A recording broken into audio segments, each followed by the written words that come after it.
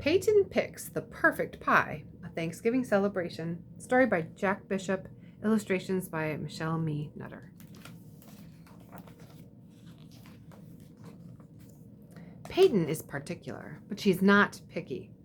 Grown-ups use that word a lot. Picky, picky, picky. It's never a good thing, and it's not fair.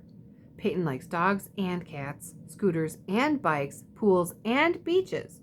She's not picky. Peyton likes to try new things.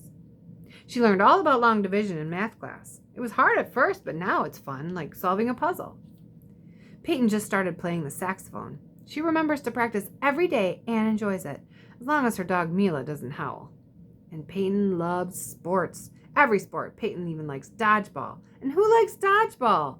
Oh. But Peyton is particular about food. She doesn't like it when two foods touch on her plate. She doesn't like green foods or orange foods or red foods. Peyton doesn't like foods that are gooey or gummy, sticky or slimy, frosted or flaky, and she most definitely doesn't like chunky or lumpy foods. But lately, Peyton has been thinking a lot about food. Her parents, Penny and Peter, love to cook. They never say it, but Peyton wonders if they would like her to be, well, less particular about food. Peyton's parents host Thanksgiving each year and ask guests to bring pies. Everyone is always so happy during the holiday, surrounded by people they love and food they enjoy. Not Peyton, though. She loves her family, but the food is so green, so lumpy, and so flaky. I'm going to change this year, Peyton tells Mila. I'm going to try all the food. Mila gives Peyton a quizzical look. Okay, not all the food, says Peyton with a shudder, thinking about the lumpy gravy. How about I try one new thing? Peyton hears her mother singing as she rolls out the pie dough. I'll try pie, Peyton exclaims.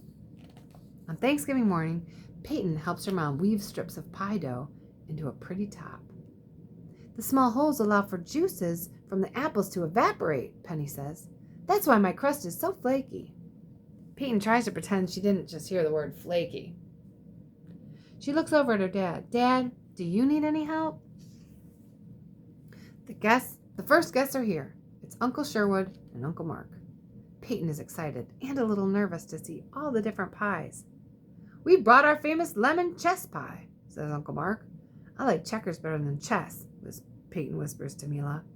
Then she asks her uncles, what does this pie have to do with playing chess? Uncle Sherwood is a history buff.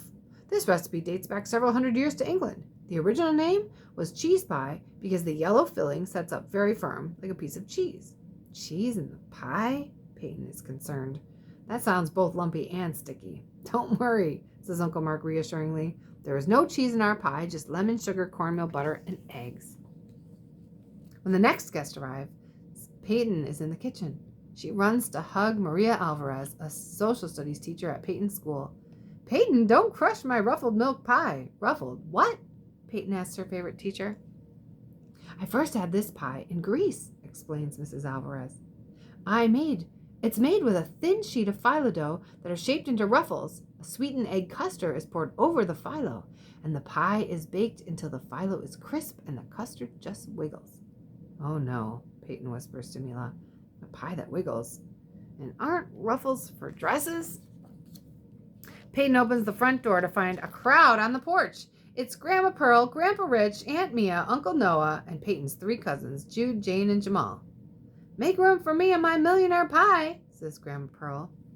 Peyton asks her grandmother, do I get an extra allowance if I try a piece? Don't be silly, Peyton. But this pineapple pie does taste like $1,000,000. Don't tell your parents, she adds, but I bought my pie at the bakery for $10. What a deal. There's a knock at the back door. Peyton and Mila run to greet the next-door neighbors. Bonjour, Peyton, says Mrs. Macron. Please take my plum galette. Galette? asks Peyton. Oui, Peyton, exclaims Madeline, who is in Peyton's grade. A galette is a rustic French tart. You arrange sliced plums on the dough, fold over the edges, and bake, and voila. Don't forget the candied violets, adds Mr. Macron, or your mother's cinnamon whipped cream. Peyton looks over to Mila and says, flowers made into candies, whipped cream with cinnamon? Finding a plain pie is going to be harder than I thought. Cousin Rachel and Russell from New York have brought Boston cream pie. Peyton is confused. They aren't from Boston, and their pie looks like cake. Aunt Grace has a tray of whoopie pies. They look like chocolate frying saucers held together by creamy white filling. Peyton likes the name, and she likes chocolate, but she wonders, is it cheating to try a pie that looks like a gigantic cookie? The Patels from across town arrived with Mississippi mud pie.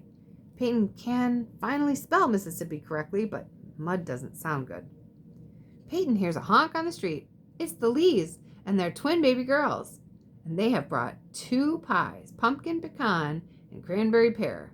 These pies sound twice as fancy and twice as scary, Peyton thinks. Peyton goes back into the kitchen. Maybe her parents can offer her some advice about choosing the right pie, but Peyton's parents are very busy. Peyton's dad asks her to carry some dishes to the table and then turns to Penny. We're missing someone. Where's your sister? Polly texted to say she's running late. An ice storm in Denver meant her plane was diverted to Dallas. Polly said to start without her. At the table, Peyton takes 2 slices of turkey, white meat of course, and no skin. And no thanks to lumpy gravy. A fluffy roll sits next to, but not touching, the turkey. She adds a tiny scoop of mashed potatoes. Penny gently clinks a fork against the side of her glass, and the guests quiet down. Peter, Peyton, and I are so grateful that you all could share this special day with us. We celebrate with food, but having you all around our table is the real treat.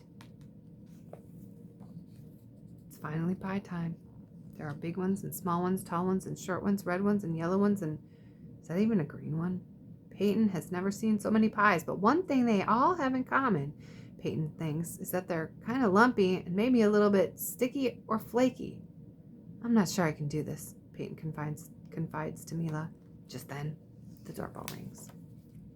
Aunt Polly strides into the house holding 2 large frosty containers.